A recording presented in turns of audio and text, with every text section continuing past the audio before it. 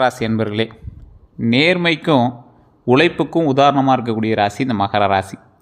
இந்த மகர ராசியை பொறுத்த வரைக்கும் யாரையும் எளிதில் நம்பிடுவாங்க.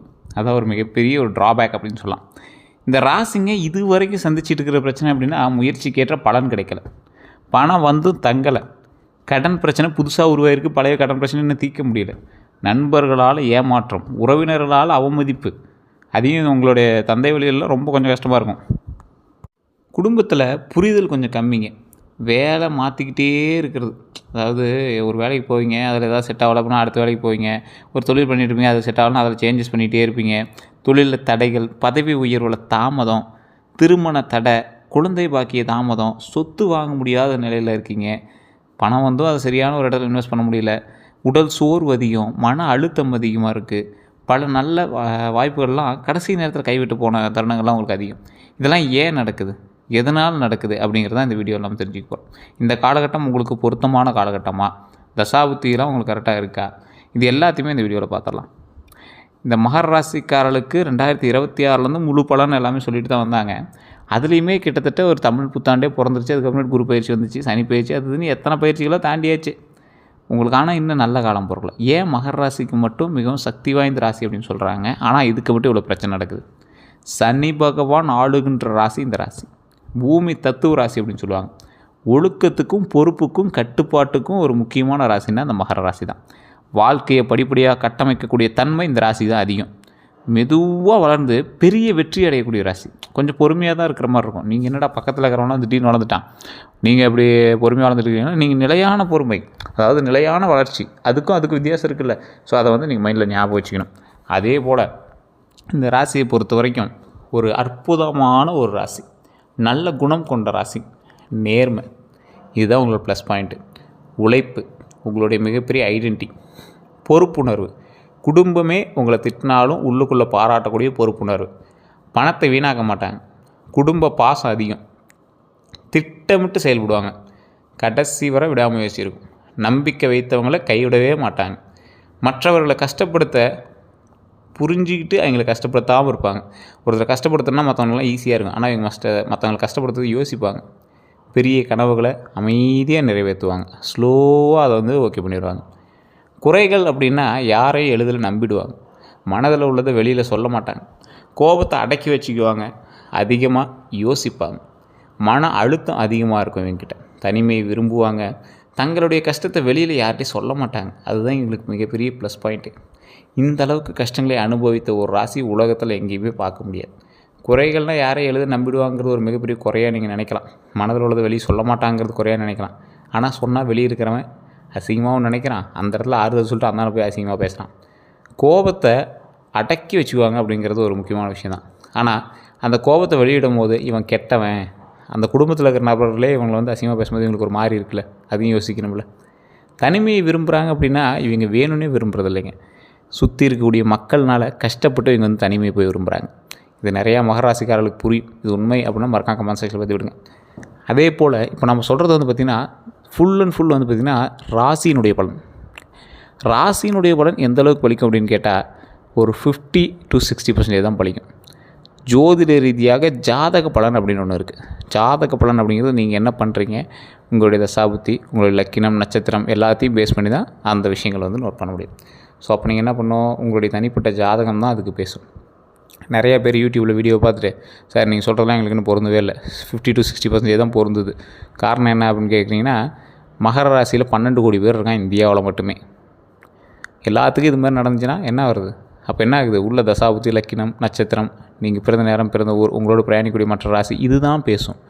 இது பேசும்போது ஆட்டோமேட்டிக்காக அதுக்கு தகுந்த மாதிரி வாழ்க்கையில் முன்னேற்றங்கள் நடக்க ஆரம்பிக்கும். ஸோ இதை வச்சு பேஸ் பண்ணோம் அப்படின்னா கீழே ஒரு நம்பர் கொடுத்துருக்கேன், பிரபல ஜோதிடர் நம்பர். அப்பாயின்மெண்ட் பேசிஸில் தான் ஜோதிடம் பார்ப்பாங்க. உங்களுக்கு வேணும், ஐடியா இருக்குது அப்படின்னா மட்டும் கால் பண்ணுங்கள். அதுக்கு தகுந்த மாதிரி தான் ஃபீஸஸ் இருக்கும். மிடில் கிளாஸ் பீப்புளுக்கு செட் ஆகும். நீங்கள் ட்ரை பண்ணுங்கள். உங்களுடைய பொறுப்பின் பேரில் நீங்கள் வேணால் ஃபோன் பண்ணி பேசிக்கலாம். இது நீங்கள் அட்வர்டைஸ்மெண்ட்டாக நினச்சாலும் சரி, ப்ரொமோஷனாக நினச்சாலும் சரி. அதே போல் இந்த ராசிக்காரர்களுக்கு பல வாய்ப்புகள் கைவிட்டு போன நேரங்கள் இந்த தருணம். ஏன் சார் அப்படி, என்ன காரணம்?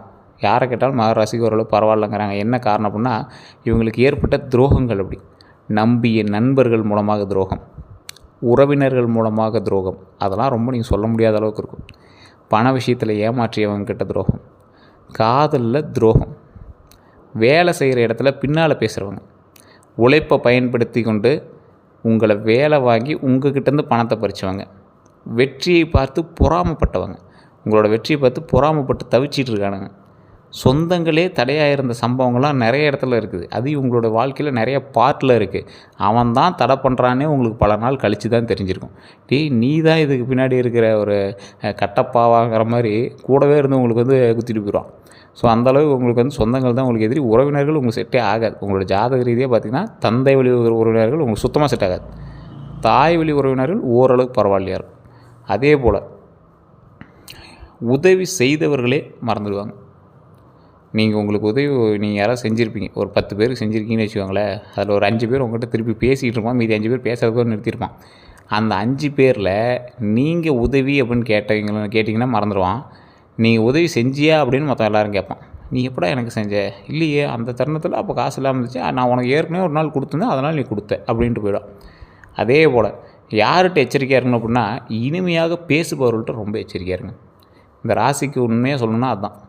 இனிமையாக பேசுகிறவங்ககிட்ட எச்சரிக்கையாக இருங்க, அதிகமாக புகழ்கிறவங்ககிட்ட எச்சரிக்கையாக இருங்க, பணம் கேட்பவர்கிட்ட எச்சரிக்கையாக இருங்க, போலி நண்பர்கள்ட்ட எச்சரிக்கையாக இருங்க, ரகசியம் கேட்குறவங்ககிட்ட ரொம்ப எச்சரிக்கையாக இருங்க. என்ன சார் எல்லாம் எச்சரிக்கைன்னே சொல்கிறீங்க அப்படின்னு கேட்டால், உங்களோட காலகட்டம் அப்படிங்க. ரகசியம் கேட்குறவங்ககிட்ட ரொம்ப எச்சரிக்கையாக இருங்க. உங்களோட ரகசியத்தை தெரிஞ்சுக்கிட்டு தான் அடுத்த ஸ்டெப்பே எடுக்க போகிறோம். தொழில் கூட்டாளிகள்கிட்ட ரொம்ப ரொம்ப ரொம்ப ரொம்ப எச்சரிக்கையாக இருங்க. உங்களுக்கு தொழில் கூட்டாளி தான் கொஞ்சம் ட்ராபேக்கு. ஆவணங்களில் கவனக்குறைவு, அதில் ரொம்ப பாதுகாப்பாகவும் டாக்குமெண்ட் செக் பண்ணிகிட்டு இருந்துக்கணும். சமூக வலைதள மோசடிகளில் ரொம்ப எச்சரிக்கையாக இருங்க. அதே போல் முதலீடு செய்ய தூண்டுபவர்கள்ட்ட ரொம்ப எச்சரிக்கையாக இருங்க. இந்த டைம் போட்டால் பணம் வரும். ஃபஸ்ட்டு மாதம் உங்களுக்கு வரும், 2வது மாதம் வருமா, இது எல்லாத்தையும் யோசித்து ஏற்கனவே எத்தனை பேர் அதில் இருக்கா, உங்களுக்கு அது செட் ஆகுமா, உங்கள் ராசிக்கு செட் ஆகுமா, தற்போதைய தசாபுத்தி நடப்பு கட்டத்தினுடைய அளவின்படி உங்களுக்கு செட் ஆகுமா, எல்லாத்தையும் செக் பண்ணுங்கள். அதே போல் 2026 தமிழ் புத்தாண்டோட பலன் அப்படின்னு பார்க்கும்போது ஒரு 100 விஷயம் சொல்லலாம். தமிழ் புத்தாண்டுபடி உங்களுக்கு நல்லது நடந்துருந்துருக்கணும். நடக்கலை அப்படின்னா வெயிட் பண்ணுங்கள். இல்லை சார் இன்னமே ரொம்ப ட்ராபேக்காக இருக்குது அப்படின்னா உங்களுக்கு நல்ல காலம் எப்போங்கிறத நான் சொல்கிறேன். புதிய தொடக்கம், வேலை வாய்ப்பு உண்டு, வருமான உயர்வு உண்டு, தொழில் வளர்ச்சி உண்டு, வெளிநாட்டு வாய்ப்பு உண்டு, புதிய வீடு வாங்கக்கூடிய நேரம் உண்டு, வாகனம் வாங்கக்கூடிய யோகம் உண்டு, திருமண பேச்சு முன்னேற்றம் உண்டு, குடும்பத்தில் நல்ல செய்திகள் உண்டு, உடல் நலத்தில் மேம்பாடு உண்டு, ஆன்மீக ஆர்வம் அதிகரிக்கும். என்ன சார் இத்தனையும் நல்லா பாசிட்டிவாகவே சொல்லியிருக்கீங்க, எல்லாமே பாசிட்டிவாக இருக்குது சார், இதெல்லாம் நம்புகிற மாதிரியா சார் இருக்குது? தமிழ் புத்தாண்டில் மகர ராசிக்கு இது உண்டு. ஆனால் அது நடக்குமா இல்லையாங்கிறது உங்களுடைய தனிப்பட்ட மேனுவல் புக் இருக்குல்ல, ஜாதகம், அதுதான் சொல்லும். அதை வச்சு தான் உங்களை full and full A to Z கணிக்க முடியும். அதே போல் குரு பயிற்சி பலனுமே உங்களுக்கு சாதகமாக இருக்குது. 2மே சாதகமாக இருக்குது. அப்போ ராசி தான் எங்கே இடிக்குது அப்படின்னு அர்த்தம். குரு தரக்கூடிய ஆசீர்வாதங்கள் ரொம்ப முன்னேற்றம். உங்களுடைய ஆசிரியர்களால் தரக்கூடிய ஆசீர்வாதம் ரொம்ப ப்ளஸ் பாயிண்ட்டாக இருக்கும். கல்வியில் முன்னேற்றம் கிடைக்கக்கூடிய ஒரு காலகட்டம். குழந்தை பாக்கியத்தில் முன்னேற்றம் உண்டு. திருமண யோகம் உண்டாகுது. தொழிலில் வளர்ச்சி உண்டாகுது. வியாபார விரிவாக்கம், கடன் சுமை குறையுது. அதே போல் புதிய வாகனம், மதிப்பு உயருது, சமூக மரியாதை அதிகரிக்குது, நல்ல மனிதர்களினுடைய அறிமுகம் கிடைக்குது, ஆன்மீக வளர்ச்சி உண்டாகுது. செய்ய வேண்டியது அப்படின்னா வியாழக்கிழமை விரதம் இருங்க, மஞ்சள் ஆடை அணிங்க, கொண்டக்கடலை தானம் பண்ணுங்க, தட்சிணாமூர்த்தி வழிபாடு ரொம்ப முன்னேற்றம் தரும், குரு காயத்ரி மந்திரம் ரொம்ப நல்லதுங்க. செய்யக்கூடாதது பெரிய முதலீடு, அவசரமாக வேண்டாம், யோசிங்க. அதனால் என்ன பலன், உங்களுக்கு நன்மை நடக்குதா, எல்லாமே யோசிங்க. கோபத்தில் முடிவு வேண்டவே வேண்டாம். தேவையற்ற கடன் இந்த காலகட்டத்தில் சுத்தமாக வேண்டாம். திருமணம் அப்படின்னு பார்த்திங்கன்னா தடை விலகக்கூடிய ஒரு காலகட்டம், நல்ல வரன் கிடைக்கக்கூடிய ஒரு காலகட்டம். குடும்ப சம்பந்தம் மூலமாக நல்ல வரன் கிடைக்குது. திருமண வாழ்க்கையை பொறுத்த வரைக்கும் மேம்பாடு உண்டு. கணவன் மனைவிக்கிடையே புரிதல் உண்டு. பிரிந்தவர்கள் சேர வாய்ப்பு உண்டுங்க. குழந்தைகள் மூலமாக பார்த்தோம்னா குழந்தை பாக்கியம் இந்த காலகட்டத்தில் உங்களுக்கு நல்லாவே இருக்குது. கல்வியில் வளர்ச்சி உண்டு, வெளிநாட்டு படிப்பு உண்டு, போட்டித் தேர்வில் வெற்றி உண்டு, குழந்தைகளால் பெருமை உண்டு. போட்டித் தேர்வில் இப்போ நீங்கள் படிச்சுட்ருக்கீங்க அப்படின்னா கண்டிப்பாக உங்களுக்கு வாய்ப்பு உண்டுங்க. தொழிலை பொறுத்த வரைக்கும் புதிய வேலை உண்டு, பதவி உயர்வு உண்டு, சம்பள உயர்வு உண்டு, அரசு வேலை வாய்ப்பு உண்டு. தனியாராக வேலை பார்த்துட்ருக்கீங்க, தனியாரில் வேலை முன்னேற்றம் இருக்குது அப்படின்னா உங்களுக்கு ஒரு தனி கம்பெனி ரன் பண்ணுறீங்க, இல்லை தனியாரில் போய் நீங்கள் வேலை பார்த்துட்டிங்கன்னா உங்களுக்கு ஒரு ஸ்டெப் அப்படியே மேலே ஏறுவீங்க. புதிய வியாபாரம் உண்டு, வெளிநாட்டு வேலை உண்டு, இது எல்லாமே பாசிட்டிவாக இருக்குது. பணத்தை பொறுத்த வரைக்கும் வருமானம் உயரும். சேமிப்பு அதிகரிக்கக்கூடிய ஒரு காலகட்டம், கடன் அடைக்கக்கூடிய ஒரு காலகட்டம், எதிர்பாராத பணவரவு கண்டிப்பாக உண்டுங்க. நிலையான வருமானம் வந்துட்டுருக்குங்க. நிலையான வருமானம் இதுக்கு மேலே வந்து ஸ்டெப் எடுத்தீங்க அப்படின்னா நிலையான வருமானம் உண்டு. வீடு மற்றும் சொத்துக்கான புதிய ஸ்டெப் எல்லாமே எடுப்பீங்க. புதிய வீடு உருவாக்குறது, நிலம் வாங்கிறது, பழைய சொத்து பிரச்சனைகள் தீர்வு கிடைக்கிறது, கட்டுமானம் தொடங்குதல், வீட்டு விரிவாக்கம் எல்லாமே உருவாக்குறது எல்லாமே பாசிட்டிவாக நடக்கும். வண்டி வாகனத்தை பொறுத்த வரைக்கும் புதிய கார் வாங்கக்கூடிய காலகட்டம். இருசக்கர வாகனத்தை பொறுத்த வரைக்கும் புதிய வாகனமோ அல்லது பழைய இருசக்கர வாகனமோ வாங்குறதுக்கான காலகட்டம். பழைய வாகனம் விற்பனை செய்வீங்க. பழைய வாகனத்தின் மூலமாக லாபம் ஈட்டி அதை வச்சு புது வாகனம் வாங்குவீங்க. நீண்ட பயணம் வந்து மேற்கொள்கிறதுக்கான காலகட்டம் இது. வாகன பராமரிப்பு அவசியமாக இருக்கணும். உடல் நலத்தை பொறுத்த வரைக்கும் மூட்டு வலி இருக்குங்க. இந்த எலும்பு சம்மந்தப்பட்டது, இந்த முதுகில் இருக்கிற வலி, மூட்டு வலி, தூக்கம் இல்லாமல் இருக்கிறது. அந்த தூக்கம் இல்லாமல் இருக்கிறதே மன அழுத்தத்தினால தான். அந்த மன அழுத்தம் உங்களுக்கு கொஞ்சம் இருக்கும். உணவு கட்டுப்பாடு கண்டிப்பாக அவசியம். இந்த பால் டெய்ரி ப்ராடக்ட்ஸ்லாம் சாப்பிட்றீங்கன்னா அது கொஞ்சம் பார்த்து கொழுப்பெலாம் செக் பண்ணிட்டு ட்ரைக்ளிசரால் எல்டிஎல்லாம் செக் பண்ணிட்டு பாருங்கள். நடைப்பயிற்சி ரொம்ப முக்கியம், யோகா ரொம்ப முக்கியம். அதை மைண்டில் ஞாபகம் வச்சுக்கோங்க. அடுத்த 12 நாட்கள் தான் உங்களுக்கு ஹைலைட்டே. பழைய வேலை முடியும். ரொம்ப நாளாக இழுத்துட்டு இருந்த வேலை செய்கிறது, எப்போ முடியும்னே தெரியாமல் பார்த்துட்டு இருந்த சார் அப்படின்னா அந்த வேலைகள் முடியும். நல்ல தகவல்கள் கிடைக்குது. எதிர்பாராத சந்திப்புகள் நடக்குது. பண வரவு உண்டாகுது. குடும்பத்தில் மகிழ்ச்சி உண்டாகுதுங்க. புதிய ஒப்பந்தம் உண்டாகுது. சிறிய தடைகள் இருந்தாலும் வெற்றி, சின்ன சின்ன தடை இருக்கும் ஆனால் வெற்றி அடையுது. பயணம் உண்டாகுது. புதிய அறிமுகம் உண்டாகுது. அந்த புதிய அறிமுகத்தின் மூலமாக பல நல்ல விஷயங்கள் ஏற்பட போகுது. மன நிம்மதி உண்டாகுது. வழிபாட்டு, அதாவது ஒரு இடத்துக்கு போகிறீங்க, இந்த கோயிலுக்கு போய்ட்டு இருந்தால் நல்லது நடக்குதுன்னு ஒருத்தர் சொல்கிறாங்க. அந்த இடத்துக்கு போய்ட்டு வரீங்க, மிகப்பெரிய ஒரு மாற்றம் உண்டான எப்படி இருக்கும். ஸோ இந்த மகர ராசிக்காரெல்லாம் பெருமாள் கோயிலுக்கு போய்ட்டு இருந்தீங்கன்னா உங்களுக்கு ப்ளஸ் பாயிண்ட் கிடைக்கும். அதுவும் தனியாக இருக்கக்கூடிய பெருமாள், வேறு எந்த தேவியர்களும் பக்கத்தில் இருக்க மாட்டாங்க. தனியாக ஒரு பெருமாள் மட்டும் இருக்கும் சில கோயில்களில். அந்த இடத்துக்கு போய் வழிபட்டிங்க அப்படின்னா ரொம்ப நல்லது உங்களாம். அதே போல் அது திருப்பதி ஏழுமலையான் உங்களுக்கு சரியான ஒரு காம்பினேஷன் தான், அது சொல்லலாம். அதே போல் தாமதமான காரியங்கள் நிறைவேறக்கூடிய ஒரு காலகட்டம் இந்த காலகட்டம். இவங்களோட தடை மற்றும் தாமதத்திற்கு காரணம் என்ன தெரியுமா? அதையும் நான் சொல்கிறேன், நோட் பண்ணிக்கோங்க. சனியினுடைய சோதனை காலம். சனி வந்து உங்களை வச்சு சோதிப்பார். சனி எப்போயுமே வந்து என்ன பண்ணுவார் அப்படின்னா, சனி கொடுத்தால் யார் தடுப்பார் அப்படிம்பாங்க. சனி வந்து உங்களுக்கு பாடத்தை கற்றுக் கொடுப்பார். பாடத்தை கற்றுக் கொடுத்துட்டு நல்ல லம்பாக பல்காக அமௌண்ட் கொடுப்பார். ஸோ அமௌண்ட் விஷயத்துலையோ நல்ல விஷயத்துலையோ உங்களுக்கு நல்லது செய்வார். அதே போல் அவசர முடிவுகள் எடுக்காதீங்க. அவசர முடிவுகள் வேண்டவே வேண்டாம். தவறான நட்பு கூடவே கூடாது. திட்டமிடல், அதே மாதிரி திட்டமின்மை.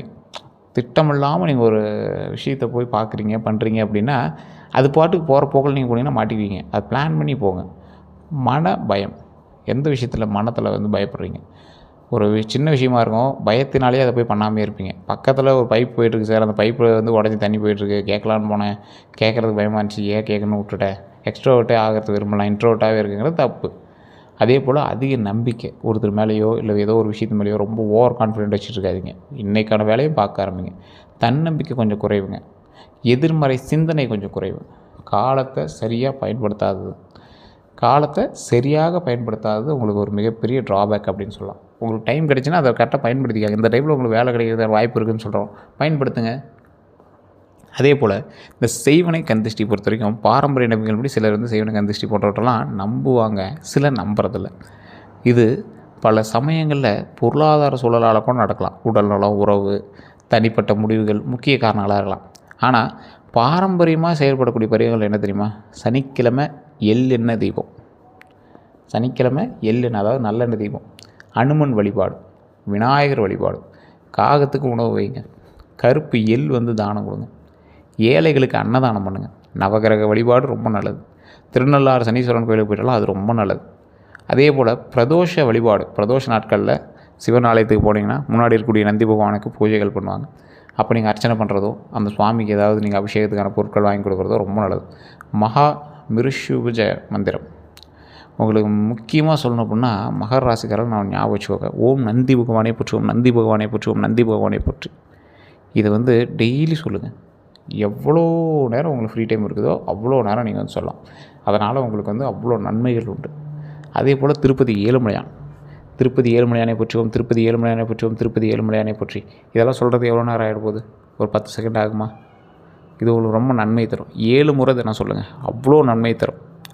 அது ஒரு பாசிட்டிவ் எனர்ஜி உட்கொண்டு வரும். அந்த பாசிட்டிவ் எனர்ஜி மூலமாக பல நன்மைகள் நடக்க ஆரம்பிக்கும். அதுதான் மிகப்பெரிய ஹைலைட்டு.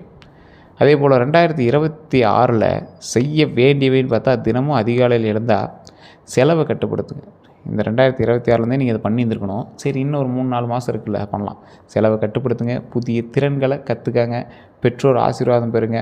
அதே போல் தான தர்மம் செய்யுங்க. கோபத்தை குறைங்க. சேமிப்பு பழக்கத்தை அதிகரிங்க. நல்ல நண்பர்களை தேர்வு செய்யுங்க. ஆரோக்கியத்தை கவனித்தா ரொம்ப நல்லது. ஆன்மீக வழிபாட்டில் ஈடுபடுங்க. ரொம்ப ரொம்ப ரொம்ப ரொம்ப நல்லதாகும். தவிர்க்க வேண்டியவை பார்த்திங்கன்னா, அவசர முடிவுகள் எடுக்காதீங்க. முன்னாடி சொன்னதான், தேவையற்ற கடன் வேண்டவே வேண்டாம். அதுக்கு நம்பிக்கை வச்சு பணம் கொடுத்தா மாட்டிக்குவீங்க. பணம் கொடுக்காதீங்க அப்படின்னே தெளிவாக சொல்லலாம். ஆவணங்களை படிக்காமல் கையெழுத்திடுறது ரொம்ப தப்பு. அதே போல் வாக்குவாதம் பண்ணாதீங்க. வாக்குவாதம் பண்ணுறது ரொம்ப தப்பு. பொறாமை கொண்டவர்களோட நெருக்கம், அந்த விஷயத்தில் மட்டும் மாட்டிக்காதீங்க. உடல் நலத்தில் அலட்சியம் செய்தல், தயவு செய்து அந்த பிரச்சனை பண்ணவே பண்ணாதீங்க, மாட்டுவீங்க. அதே போல் இந்த மகர ராசிக்காரர்களுக்கு பொதுவாகவே சில விஷயங்கள் நான் முன்னாடின்னு சொல்லிட்டு தான் இருக்கும். இந்த காலகட்டம் உங்களுக்கு சரியான நேரத்தில் கிடைக்கக்கூடிய வெற்றி நீண்ட காலமாக நிலைத்திருக்கக்கூடிய வெற்றியாக கிடைக்க போகுது. ஸோ கொஞ்சம் பொறுமையாக நிதானமாக அதை ஹேண்டில் பண்ணுங்கள். அதே போல் இந்த ராசிக்கு ரொம்ப ஒரு அற்புதமான ஒரு காலகட்டம் அப்படின்னு சொல்லலைனாலும் பரவாயில்லையான காலகட்டம். இந்த வாய்ப்பை நீங்கள் மிஸ் பண்ணிங்கன்னா மறுபடியும் இந்த மாதிரி வாய்ப்புகள் கிடைக்கிறதுக்கு பல வருடங்கள் ஆகும். ஸோ படிச்சுட்ருக்கீங்க, வேலைக்காக தேடிட்டிங்கன்னா நல்ல காலகட்டமாக இருக்கும். வருமானம் கொஞ்சம் ட்ராப் ஆகிருந்துச்சு, மறுபடியும் கொஞ்சம் ஆரம்பிச்சிருக்கு அப்படின்னா இந்த காலகட்டத்தில் வருமானம் அதிகமாக பிடிக்க ஆரம்பிக்கும். ஸோ பொறுமையாக நிதானமாக செயல்பட்டீங்க அப்படின்னா வெற்றி நிச்சயம் அப்படிங்கிறது மைண்டில் ஞாபகம் வச்சுக்கோங்க. வேறு ஏதாவது கருத்துக்கள் இருந்தால் மறக்காம கமெண்ட் செக்ஷனில் பதிவிடுங்க. இதுவரை நம்ம சேனல் சப்ஸ்கிரைப் பண்ணாமல் சப்ஸ்கிரைப் பண்ணிக்கோங்க. 10 பெல் பட்டன் மறக்காம ப்ரெஸ் பண்ணிக்கோங்க. அதே போல் ஃபேஸ்புக்கில் பார்த்தீங்கன்னா ஃபாலோ பண்ணிக்கோங்க. எல்லோருக்கும் நன்றி நண்பர்களே.